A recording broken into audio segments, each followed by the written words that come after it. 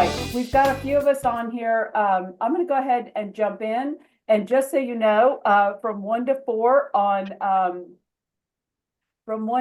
on Thursday, I'm teaching the full 3-hour CE class of this changes, which is going to be a heck of a lot more, like 3 times more material than we're going over today, and you'll get CE credit. And it's going to be at the Buckhead office, and you're welcome to join in person, or you can attend by Zoom.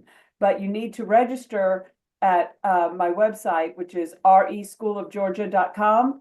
And then when you go to reschoolofgeorgia.com, you're going to use coupon code KWHOAG, HOAG meaning Heart of Atlanta Group. So your coupon code will allow you to get free CE credit and you won't be charged. Okay. Thank you for And so sharing that. you're available now. If you can't make this Thursday, there's some other dates on there. And then next week or the week after, I think next week. Yeah, next week I'm teaching it one more time. And then the week after, I'm going to be adding the 14th and the 16th. So if you can't make this Thursday, there's other classes coming. So again, go to reschoolofgeorgia.com, and the word Georgia is spelled out, and you'll click on the course, course schedule. And then you guys, as Keller Williams Heart of Atlanta Group agents, all get to take any class that I teach, anywhere I teach it. You can take it for free by using your special coupon code KWHOAG. Perfect. Thank you for sharing that. Of course. Okay, so let's jump in and just take a look. So this is the biggest change so far. And let's see what, yes, by the way, the copy of this PowerPoint was put in the chat by the Zoom assistant. So you guys check it out in the chat and you'll see it in there. So biggest change by far that's going to probably affect your life the most is the change to the commission or compensation section of the exclusive buyer brokerage engagement, the BBA. And this change is as a result of the mid-year change that we did in July not being agreeable and satisfactory by the NAR, National Association of Realtors attorneys. So when they saw it, they were like, hey, you know, we feel like the changes that you made aren't compliant with the NAR settlement. And so basically, after much debate, the GAR legal counsel realized that as much as they hated to, they needed to make further revisions to the buyer brokerage agreement. So in a nutshell, the biggest problem they had with it was the fact that we had a consent paragraph. So if you look at your BBAs right now, because these actually the new forms that we're looking at will hit on Wednesday, on New Year's Day. Oh, wow. You'll be able to access them on Wednesday. But the biggest thing that they did not like was the fact that we had in paragraph 4 2 different commission or compensation blanks. One was buyer, this is how much you're agreeing to pay your broker. And the other blank was buyer, this is how much you're consenting up to this amount that a seller or seller's broker could pay your agent or your broker in the event that that is able to be negotiated or that's just being offered up. They didn't like, and they didn't feel that it was compliant with the NAR settlement terms to have the potential, and this was something I was even teaching you guys back in July, that this was okay to do because it was my understanding that this was okay to do, and it was GAR's understanding it was okay to do. That you could conceivably say, buyer, you're committed to paying me, for example, 2% tops or 1.5% of the purchase price if you end up having to pay it out of your pocket. However, if I'm able to negotiate or able to get paid because a seller has offered to pay buyer broker compensation on your behalf, you're going to consent that I can get up to this amount. And you could put a large amount, and it was a not to exceed amount. You could put like 4%, and that was an up to amount. Number one, they didn't like the range. And number two, they said, buyer has to be on the hook legally and contractually for every penny that they are authorizing a seller to pay. You cannot say, I, the buyer, am only on the hook for this much money, but then I'm going to say I'm authorizing Hanif or Tamara to get this much money more than I myself am willing to pay from a seller, because they felt that was unfair, because you're then trying to gouge sellers, and you got to realize who were the plaintiffs in that lawsuit. They were sellers. And part of the whole thing was, we don't feel that we should be forced to pay, buyer broker commissions, and they felt that they had been forced in essence, or I say bamboozled, but basically manipulated by agents on a large scale, making them think that they were obligated legally to do that when legally they weren't obligated. So that's kind of the core of the lawsuit. So now they're saying, listen, if a seller wants to cover that as an incentive to a buyer, much like they would cover their closing cost, or much like they would do any other incentive like repairs or whatever for a buyer, then they can do that. But you can't have it where the buyer is only obligated to this much potentially, and then you're opening up the door for a seller to be obligated to this much, because that's not fair. It's one-sided.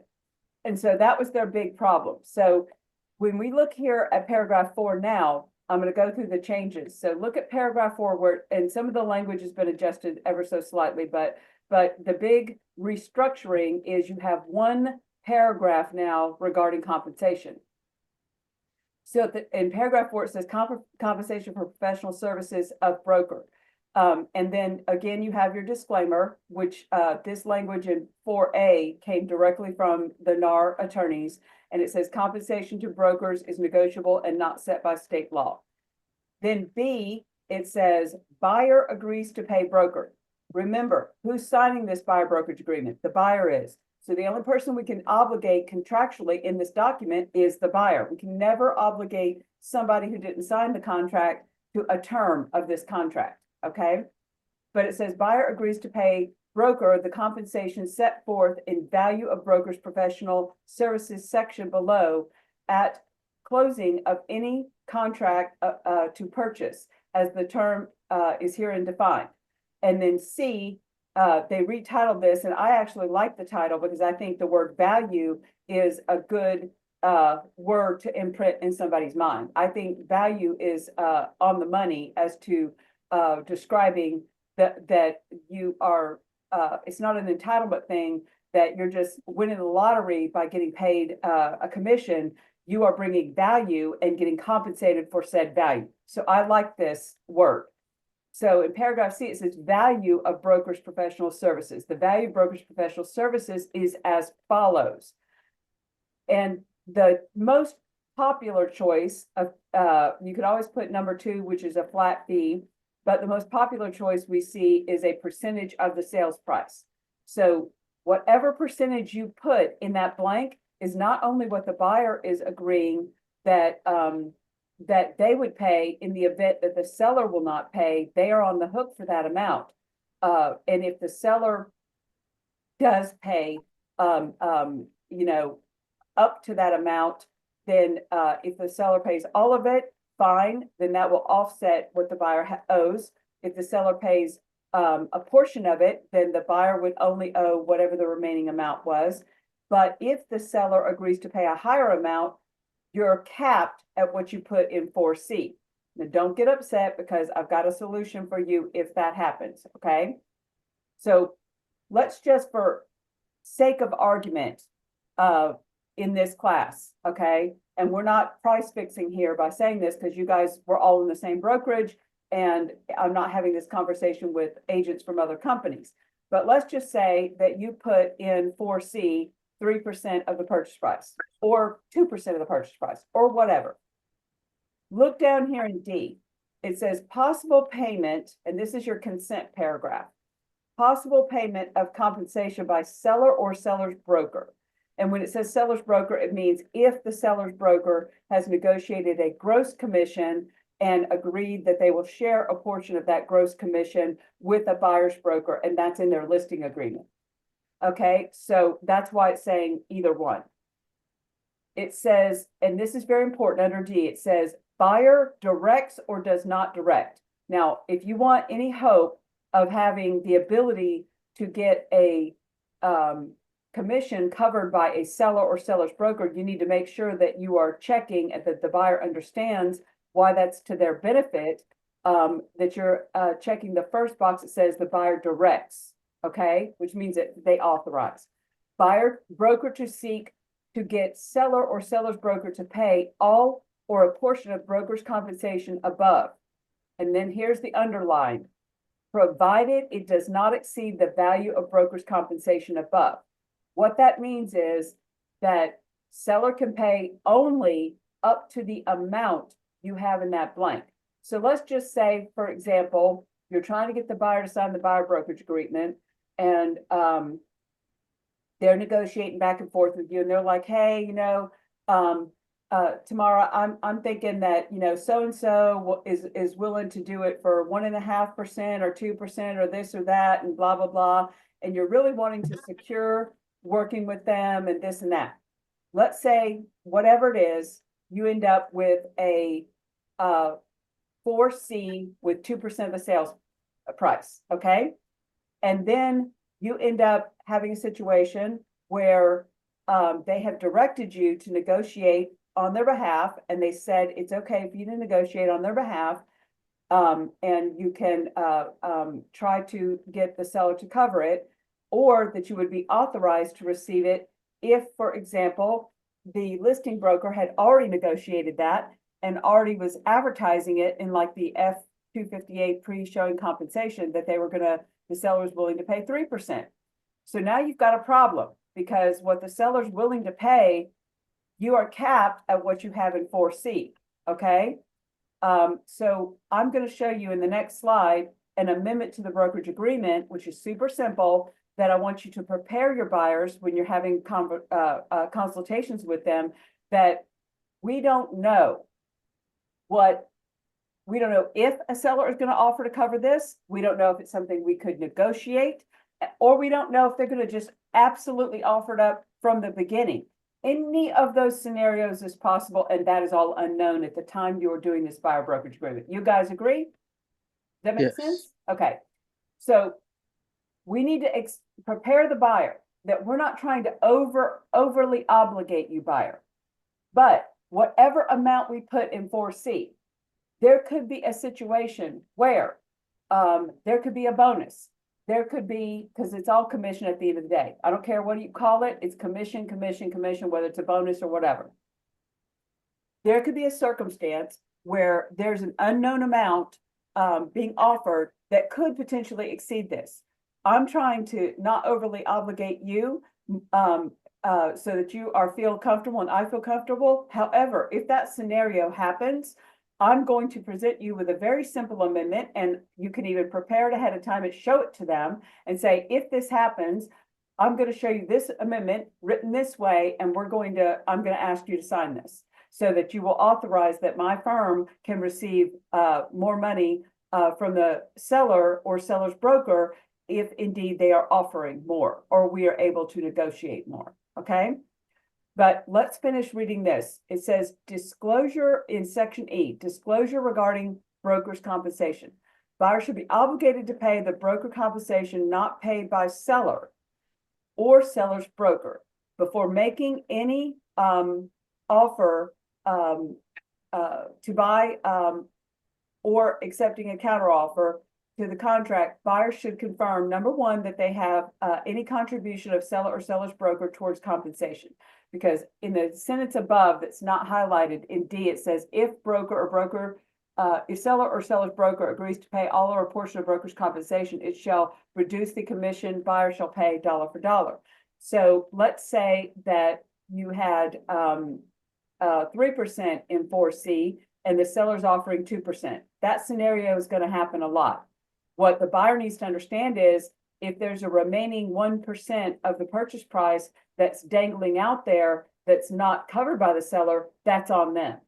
And what paragraph 4E is saying is, buyer, you need to understand, and we as the agent have to be super transparent about any compensation that that we know of that the seller's willing to pay, so the buyer understands how that affects their wallet. So it's saying, buyer, you have to make sure that you understand that you're the one on the hook for it, and that while any payment towards buyer broker compensation from the seller is going to offset what you owe, if there's any remaining balance, it's on you. So number 2 under paragraph E says buyers have to confirm their ability to fulfill their commission obligation, and buyers should not make any offer or accept any counter offer in a contract that will result in buyer paying more of broker's compensation than buyer can afford. So you have buyers that'll, agents have said to me, well, I can't get the buyer to sign that because they don't have any extra cash. I can't have the buyer do this and I can't have the buyer do that because this and this won't work out. And here's the whole thing. If you're explaining to your buyer that they are going to, in 4D, direct you to attempt to negotiate this, then that's what you're authorized to do. And at the end of the day, and we're going to be going over the document that you would use to negotiate it, which is the exhibit, the broker compensation exhibit. At the end of the day, if that negotiation doesn't work out, it's the same thing as if you were negotiating closing costs from a buyer that didn't have the money to pay all their closing costs. Does that make sense?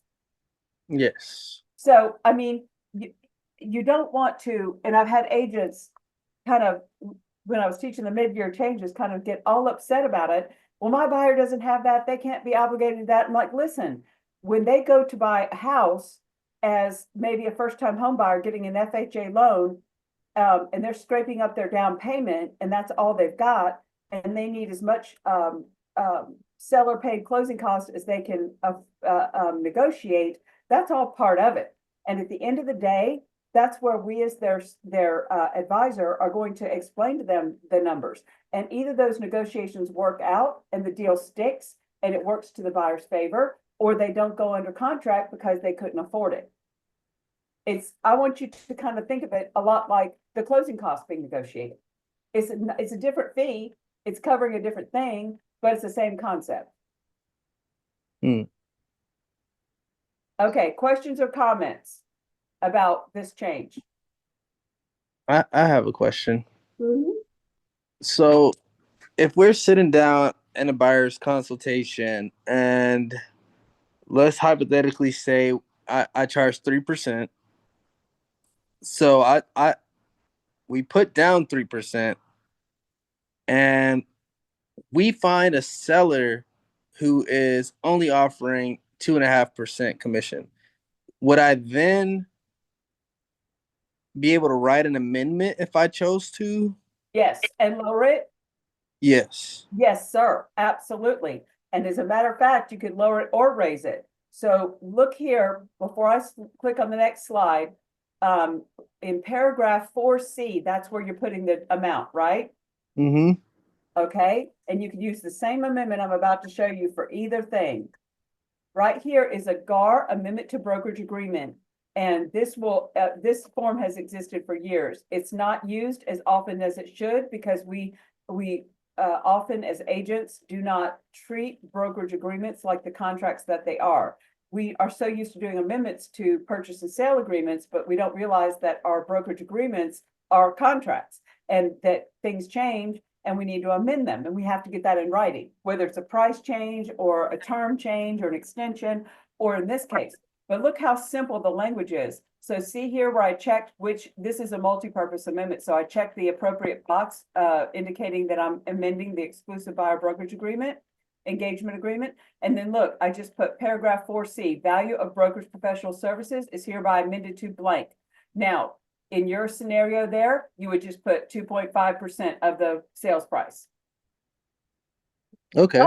What if you had negotiated in your buyer brokerage agreement a commission of 2.5%, and then you had a seller offering 3%?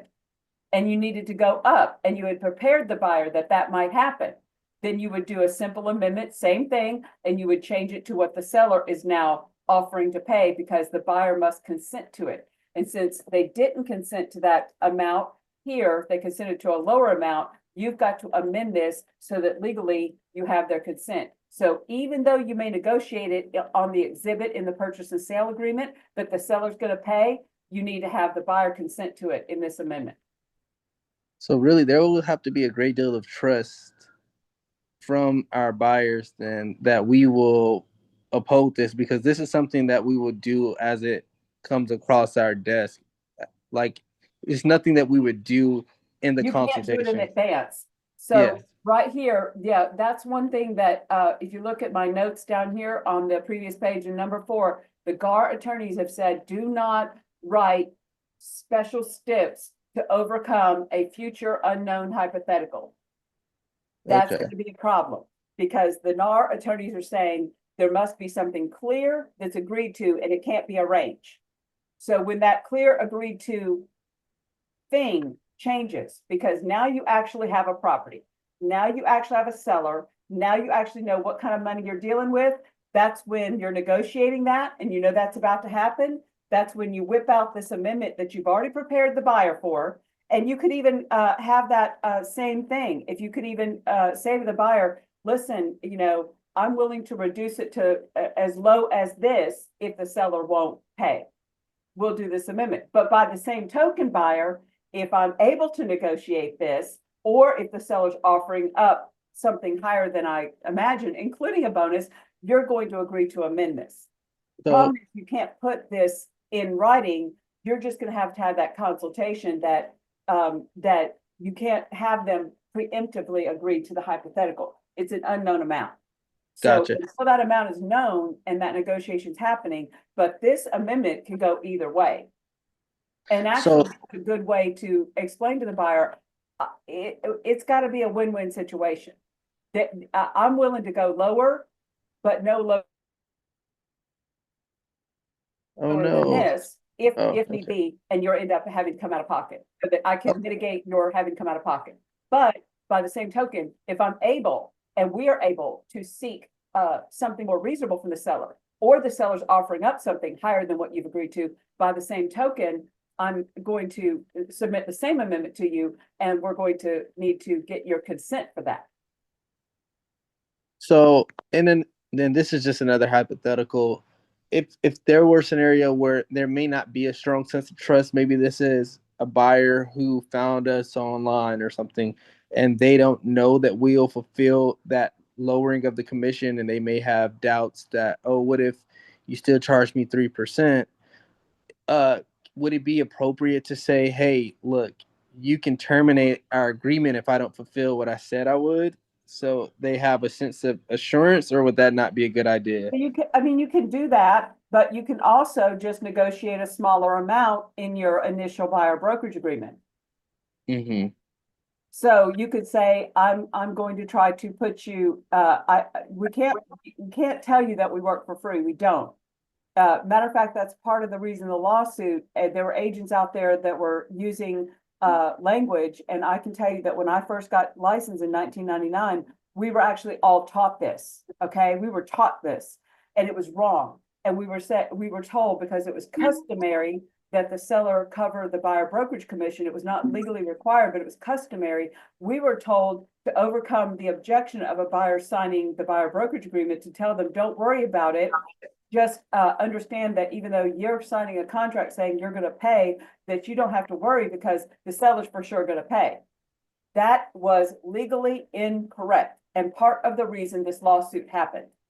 That was legally incorrect to say, you're the one signing this contract, buyer, but somebody else is going to actually cover this for you, even though you just signed a contract saying you were covering it.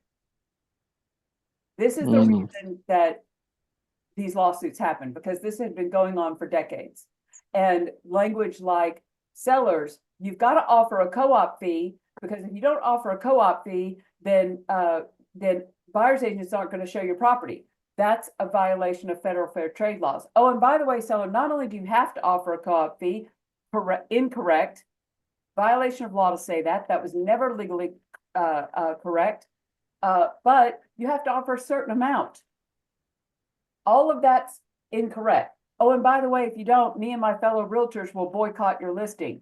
Again, violation of federal law. And by the way, guys, these aren't new laws. And as a result of this lawsuit, no law has changed. What's happening is those laws are now being enforced. Mm. And the way you punish corporations when you're the Department of Justice is sue them. You can't throw a corporation in the jail. You sue a corporation, including the National Association of Realtors, and you punish them by hitting them in the wallet. So that's why we're where we're at.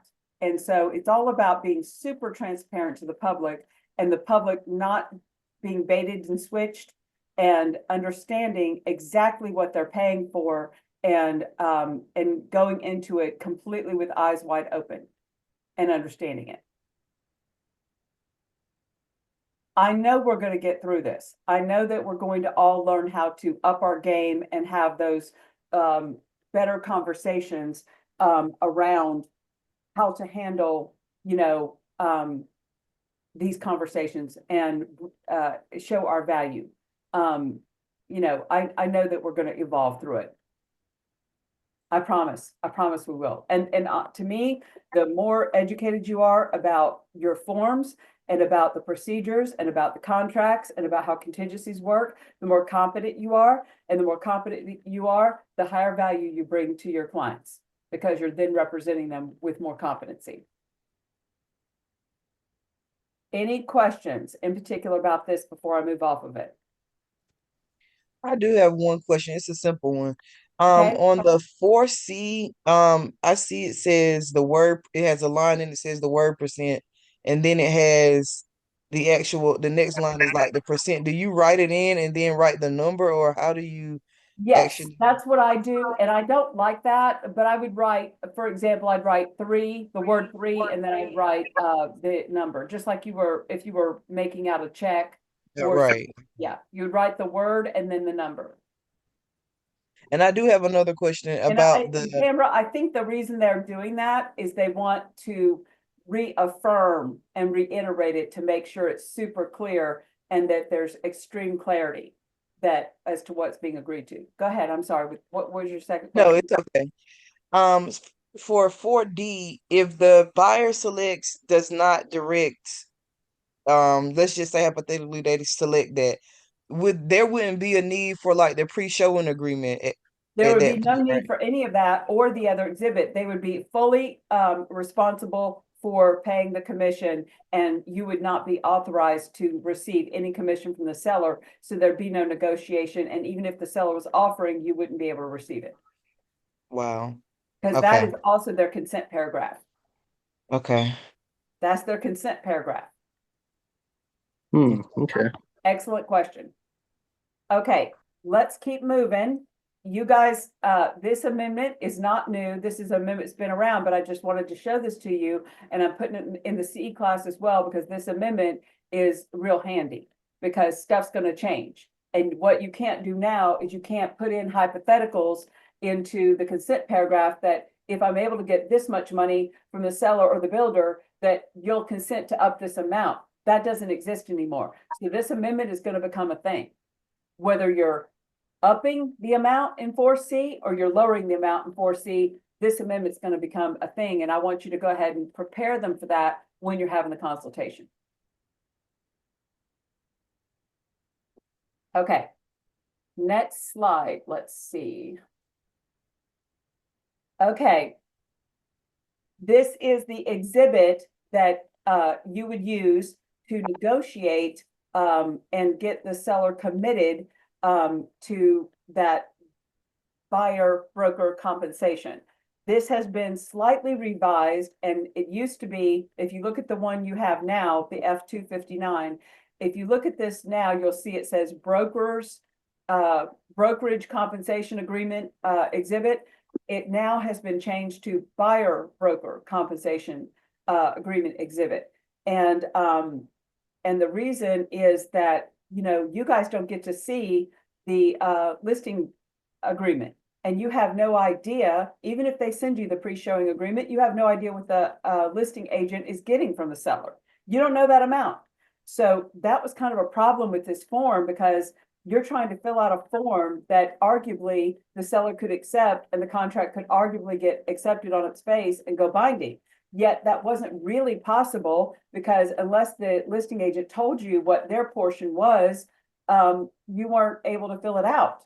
And so the listing broker portion of commission is established legally in their listing agreement, their seller brokerage agreement. And it doesn't really need to be here. It's already been done. That's already in their listing agreement, and the seller's already on the hook for paying them whatever they agreed to pay them. What is the question mark is the seller willing to pay, and how do we get the seller committed and in writing to pay the buyer broker a commission, if that's something that you're authorized to ask for.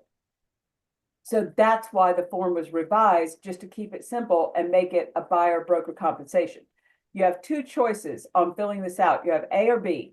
A says that it is a shared compensation from the gross amount that the listing agent is being paid by their seller. That would be something that hopefully they would have sent you the F-258 pre-showing agreement, and it has to tell you whether the seller is paying you directly or whether it's paying their broker and the broker is sharing, and it'll give you the amount. But what we're finding is people are not always sending those F-258 pre-showing agreements. No matter how many times you request it, they're not using that form as much as we had hoped that they would.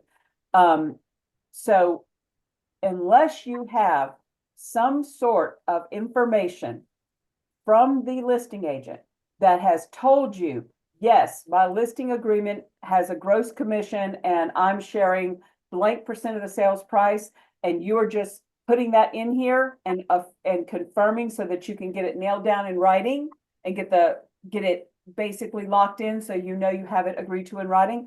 Unless you have that information from the listing agent when you're filling this document out, do not pick choice A. Pick choice B. That's your default, where it says compensation paid by seller to seller's broker, because at the end of the day, the money's going to come out of the seller's proceeds. The reason I don't want you to pick A unless you actually have information from the listing agent that this is already negotiated as a gross commission with them sharing blank amount, and that blank amount is agreeable, and you're just putting it in here to confirm it, kind of like you would on the instructions to closing attorney. Unless I don't want you to choose A, because there's a license law that says you cannot use an agreement between buyer and seller, and this a buyer and seller obviously having to sign this exhibit as a part of the purchase and sale, that in any way would cause another broker to receive less money in commission than they would ordinarily receive because of the terms of your agreement. So let's say, for example, you don't know, you assume, or maybe you have an agent saying, yes, I've got a gross commission negotiated and I'm sharing 2%. And you're like, well, my buyer is on the hook for 3%, and they've authorized me to go for 3%. And you know that it's a gross commission, but you fill in A and you put 3% of the sales price. What you've just done, if the seller likes this and they strong arm their agent into signing it, is you've just given that agent a pay cut, because you said, I get a larger portion of that gross commission. I don't get 2% of the sales price, I get 3%. So that is a license law violation. That's why paragraph A is a little bit dangerous. Paragraph A, if you're trying to negotiate the amount that's being offered, do not use A. A should be only if you know that there's a gross amount and you agree with it and you agree with the share and you have all that from the agent telling you, even if it's verbal, that's fine. I'll deal with that. If they tell you it's a gross amount and it's a gross amount that I'm sharing and this is the amount, and you're like, hey, that's great, no problem, put it in A, just like you would on the instructions to closing attorney. If you, however, are negotiating it, you're trying to change the amount, or you have no confirmation one way or another, go with B. B is your safest choice. Because that's like asking a seller to pay closing costs and you're not violating license law. Does that make any sense? Yeah. I know it's complicated. I kind of wish they hadn't put A in there. But the reason they're having to put A in there is because we do have, gross commissions and we do have separate pay commissions. And I know over time these forms will evolve, but it was one of the GAR attorneys that actually taught me this and cautioned me to caution you guys that if you're not 100% certain of the amount, you can't negotiate a higher portion using A, because you're saying, take money from that other broker and give it to me. Is it true that, You can always say, seller, we want more money from you, but you can't say, we want to take more money from that broker and give it to us. Because there's only so much in their gross commission, and nothing you put in there is going to make seller have to pay them more. But if you go with B, that's straight you negotiating with seller. And take ourselves out of the equation for a minute. Don't think of it as us negotiating with the seller as much as we are negotiating on the buyer's behalf to help offset their out of pocket. That's literally how we have to look at it. We are negotiating with a seller on the buyer's behalf to have the seller cover a fee that the buyer would otherwise have to cover. Does that make sense? Yeah. Okay. It does. I do have a question. So Okay. if you have I know it says it right there, but I'm just trying to wrap up my head around all of this. If you have the 258, then you don't need this. You just need the closing attorney, the other form, right? Correct. If you You have don't a need fully both. signed 258 pre-showing compensation agreement, a couple things you got to look at. At the top, it has a number of days, it has a date and a number of days it's alive. Make sure it has not expired.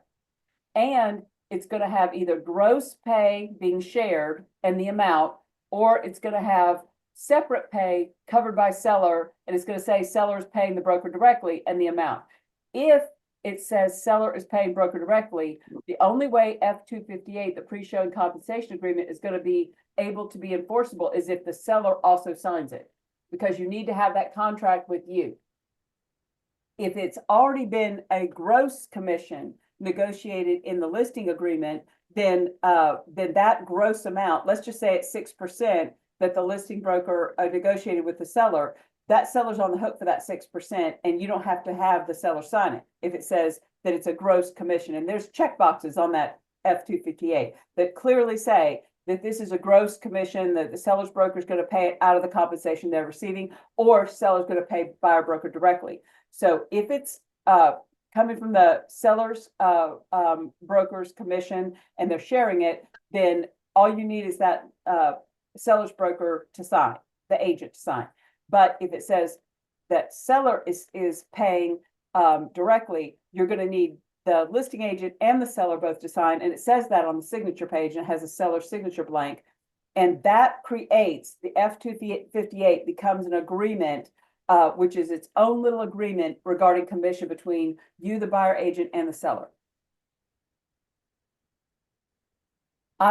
Guys, believe me, I understand there's a lot of moving parts here. It'll all become normal for us in the next few months. And thank goodness we've had 6 months of kind of getting used to some of this. But you've got to really read the forms and read the fine print and really get used to just reading it and let it kind of resonate in your brain. But the more you know this, you're going to be 37 steps ahead of your competition by knowing these forms and knowing these procedures better than other people, because you're not going to be fumbling around. And also when other people question you, you're going to have an answer and a solution and an answer and a solution. Okay, here's our plan B, here's our plan C, et cetera, et cetera. Okay. How many people you know that are going to come to their buyer brokerage appointment with an amendment to overcome that objection and say, if this is the scenario, I would be willing to lower it down to here, or I'm going to present you with this to raise it up to there, and just be that preemptive. There's not going to be a lot of agents out there,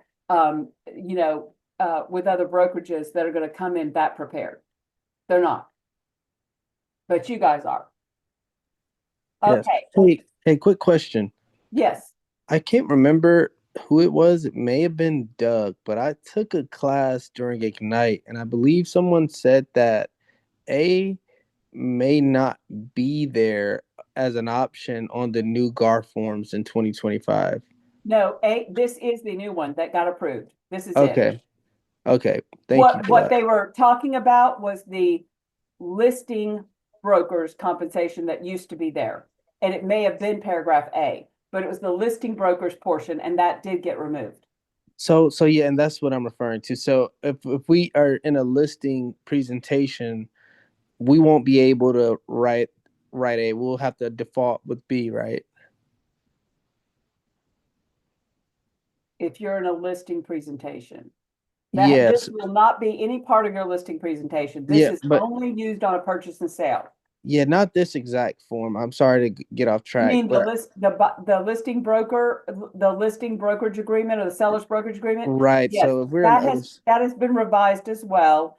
And it still has the same choices of gross pay with a share or separate pay. The only big change on the listing agreement, other than it just being a little reformatted, is there's now a checkbox that says the seller is not authorizing their agent to advertise any buyer broker compensation. It specifically says seller does not mm, authorize any broker compensation. okay, But yeah, that form has changed, but that's still got the basic gross pay with a share or separate pay. I Legally, got you. it's going to work the same. It just has a couple other choices. Okay, thank you for that. Uh-huh. Sure. And we Angie, will go one over other that in thing. I'm full in sorry. class. This question is burning in my mind before I forget. That's You okay. said that people aren't using the pre-showing agreements as often as y'all hope. What is the expectation for the usage of that form? Well, the usage of the F-258, the pre-showing form was created to overcome the problem of not being able to advertise the co-op commission in the MLS. And so it became really popular, but plan B would be if you don't have that advertised in MLS and you don't have, even though you requested the pre-showing agreement, but nobody gives it to you, then, or they give it to you, but it's not an agreeable amount and your buyer wants you to negotiate more, then this F-259 exhibit to the purchase and sale where you're negotiating the buyer broker compensation being paid by seller became more popular. They're both still in existence, but this one took off in popularity by far more than the F-258. You really don't need both. You need one or the other. But this F-259 exhibit we've seen has been more popular. But the reason F-258 pre-showing compensation agreement existed was to replace the fact that we could not now rely on what was in the MLS because you couldn't advertise it. And so it wasn't readily available information. So it's more so a way to just ask if they're paying a commission up front before, yeah, And if pre-showing, so, is before it in they their show. listing agreement? Is it in their listing agreement? What you're asking in the F-258 is just explain to me what's in your listing agreement. I don't get to see your listing agreement, listing agent. So just tell me what's in your listing agreement. That's all I'm asking. And It should be, are we uh, allowed to upload F two fifty Oh, eight or two yes, fifty nine?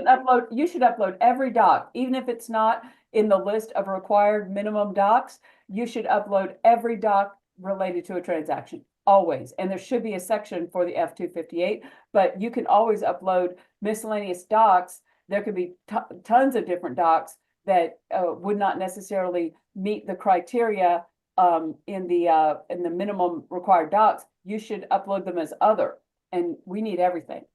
So wow, so we can still upload this, and agents will still be able to instantly find out if they would receive a commission, but there's just no commission. Oh, I thought you meant upload it in command. No, you cannot upload Oh, this okay, in okay, MLS. I'm sorry, I okay. misunderstood. You cannot upload it in the MLS. Thank you for Sorry. clearing that up. and does this have like an expiration date? Let's just say they filled it out This and form here then, you would not upload anyway, but if you're talking about, Hanif, if you're talking about the F-258, it does have an expiration date, but it cannot be uploaded because that's you using the MLS as a way of advertising. And no. Okay, thank you for that. Go ahead, Tamara, sorry. Oh no, it's okay. I was just asking, what does the 258 have like a expiration, or should we be sending it every time? Like, say if the same buyer's interested a month later, should we still be sending every single time that they view I it, would, or the F-258 is not really something you need to send, it's something you need to request. Because you okay, don't know what their listing agreement says, and you don't need to be the one to fill it out, they need to fill it out. okay, You need to request it, and I would request it every time, because it could have changed. okay. And if you don't get it, then I want you to go with Plan B, which is F-259, which is this exhibit when you make your offer. And if you have uncertainty about whether to choose A or B, go with B. Just let that be your default. If you're not 1,000% certain as to what the amount of a gross commission it is a gross commission. They're going to pay 6%, for example, to their agent, and then that agent's going to share whatever percent with you, and that amount is agreeable with you and agreeable with your buyer. Then do not select A. B needs to be your go-to default when in doubt. All right, let's keep moving. Couple other really good changes. I know you guys are probably familiar with all the problems that we've been having. Hopefully you or your buyers haven't actually fallen prey to this yet, but y'all are probably aware of the problems we've had with condominiums qualifying for conventional loans because of the changes to the Fannie Mae insurance requirements. Have you guys heard about that? Yes. So it's a big, big problem. So what happens is the buyer only has like this much time on their financing contingency, and then the lenders are going to require a condominium questionnaire that has to be filled out by the homeowners association. But the homeowners association is not a party to the contract. And no matter how much people beg and plead, they typically get those condo questionnaires filled out way down toward the end. And when that condo questionnaire comes in, the lender sees, well, wait a minute, they don't have enough insurance. They can't, this condominium won't qualify for a conventional loan, or they have too many renters and not enough owner occupants, and this can't qualify for a conventional loan or an FHA loan or a VA loan. Or it used to be approved for these types of financing, but now things have changed. There's too many delinquencies, whatever the case. So what was happening is we had major fights over earnest money where sellers and their brokers were fighting and saying, if the buyer can't get the loan, then they should have terminated up here in the beginning of the contract during the financing contingency. And my argument and Tom's argument as brokers was, no, our buyer is qualified for conventional financing at that loan amount. They are chapter verse totally qualified. What's not qualified is your condominium unit. And the buyer should not have to pay for that in the way of their earnest money, because at the 11th hour, 3 days before closing, your HOA finally responds to the condo questionnaire and your condominium does not qualify. And this was a big fight. So I told the GAR Forms Committee at the beginning of 2024, I said, this is a huge problem and we have to address it in the conventional loan exhibit, because there was already a disclaimer in the FHA and VA exhibit that would cause the buyer's earnest money to be protected, but there was nothing in the conventional loan exhibit. Well, what they did was overhaul all of the loan exhibits, and they added paragraph 8. And I am so happy and so grateful that they did. So paragraph 8 is right here below the financing contingency. The financing contingency above works the same as it always did. Paragraph 8 is additional language and it deals with condos, and it says, notwithstanding any provision to the contrary contained herein, if the property is part of a condominium and is covered under a master fire and casualty insurance policy, this agreement is additionally contingent upon buyer's lender obtaining underwriting approval of the condominium project and or property. If approved lender has been identified, that's paragraph 2 on the front of the loan exhibit. If you have an approved lender named there, then the lender under this section must be the approved lender. If at any time the lender determines that the property does not meet underwriting guidelines, then buyer shall have the right to terminate this agreement without penalty and receive full refund of earnest money, provided that buyer provides seller with a letter from such lender or approved lender, as the case may be, stating the property does not meet such underwriting guidelines. Such letter may be provided at any time up through the closing. So this keeps that right for them to present a loan decline of the association and of the condominium up until time of closing, which survives way past your financing contingency, and this would protect your buyer's earnest money if the condo can't qualify. Good? Okay. Yeah, that's really good. If you're a buyer's agent, for sure. Right. Well, and it's just something that it also adds clarity. So if you're a seller, at least you know what you're dealing with. And you're going to have to really start vetting when you put your house in the market. And as a good listing agent, that is part of the value you bring. You need to start vetting and having your seller vet what they're up against way before you put it on the market. We have these sellers act like blissfully unaware. The last letter I did where I awarded the money back to the buyer and I said, seller, it's not our buyer's fault. You're not entitled to their earnest money. And the seller objected. Turns out that same seller that was selling 2 units, by the way, was on the HOA board and acted blissfully ignorant about all of this. Agreed that our buyer could get conventional financing. So this is part of the value. When you know these things, you can use it as a position of strength either way. You can use this as a position of strength to prepare your seller because you know how to prepare them better than somebody that isn't well versed. Very true. So, new language in the FHA and VA loan exhibits. So last year, at the beginning of 2024, there was a new paragraph. It was paragraph 13. So if you look in your FHA and VA exhibits right now, you'll see paragraph 13 that said, if the FHA or VA appraisal comes in low, that the buyer is required to deliver a copy of the low appraisal to the seller and give them 5 days to agree to lower the purchase price to the appraised value. And only if the 5 days passed without the seller notifying the buyer that they were willing to lower the price, could the buyer then, on like as early as day 6, could then terminate. So in other words, that procedure, if you had a buyer that had a low appraisal on an FHA and the buyer agent didn't know about that change to that exhibit, and they just sent a TNR because the appraisal came in 20,000 below and didn't give the seller those 5 days, they caused their buyer to lose earnest money. Well, now they've basically taken that paragraph 13, it's now paragraph 14, but they've now changed it so that it lines up procedurally almost identical to your conventional loan appraisal contingency. It's not 5 days anymore, it's 3 days. And now, as the buyer's agent, you don't just give them a copy of the low appraisal, you have to give them the amendment to the sales price, the same exact amendment that you use for the conventional, the F713, and the form numbers here in the language.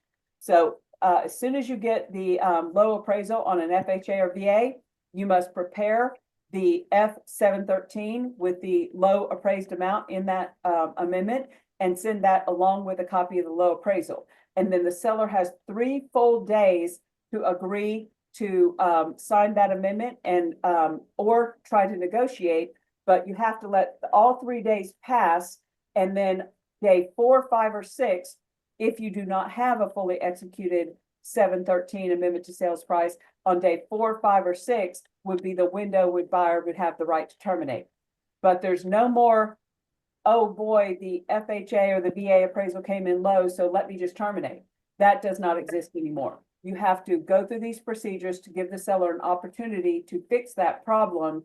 And if they don't agree and they don't put it in writing and it doesn't get secured in an amendment, then and only then would the buyer have the right to terminate.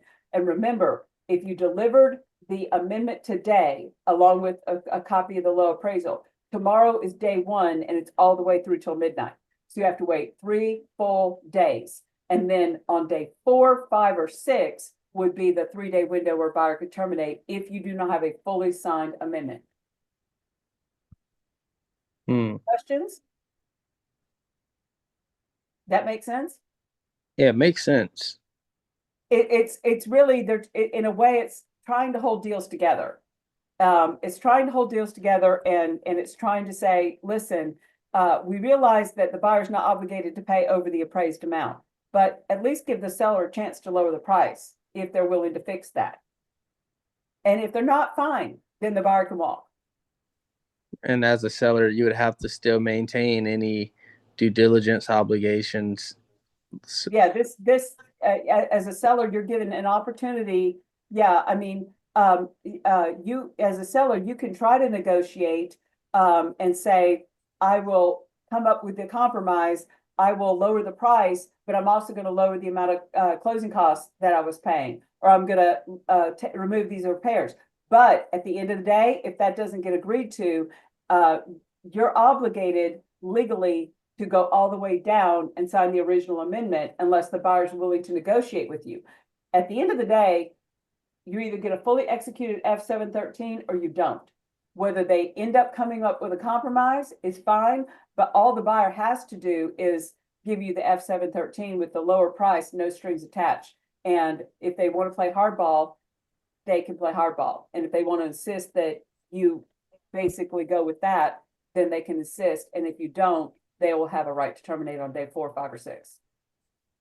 But as a seller, you can certainly attempt to negotiate and say, hey, you're asking me to make a change and this is killing me here. So I'm going to have to take back something that I offered. And if they want the house bad enough and they can afford it, there could be potentially a compromise. So when the buyer decides to terminate, is there another form that needs to be sent, or does it automatically by operational You law? got to send the F-522 unilateral notice of termination. Okay. And and again, you've got to really be mindful of your time. So if you delivered the amendment and the appraisal today, tomorrow is day 1. And you have to wait all the way through till midnight, full 3 days to completely pass. And you either have a fully signed amendment by the end of day 3 or you don't. Then day 4, 5, or 6 is a 3-day window for you to send that TNR. Guys, I have to sign out because I have to get on another Zoom call. Same link, but we have to hit the reset button. And I'm teaching the due diligence and amendment to address concerns, part 4 of our contracts class. It's like an hour-long class. You're more than welcome to log out and log back in. Just give me a couple minutes because I got to get that presentation up if you guys want to join me. Okay, I got to sort out this termination stuff that I was asking you about, Okay. but I appreciate you for this. And by the way, as soon as you send that termination, the property can go immediately back to active. Without their signature? Even if the money at the bottom has not been agreed to, it can go back to active, even if the money has not. Termination, the top half of the GAR TNR kills the contract, and termination is one thing and release of earnest money is another. And these are the ones that fail to close on the agreed upon closing date, correct? Yes, and since this is pushed to days on market now, would you just relist it in general, or would you just? You could absolutely withdraw your listing and relist it. You'd have to have a new listing agreement. Okay, got it. Thank you for that. Guys, I got to sign off, but I will. I'll talk to you soon, and you know where to find me if you need me. All right, much appreciated. Thank you. Thank you. Same here. Bye bye.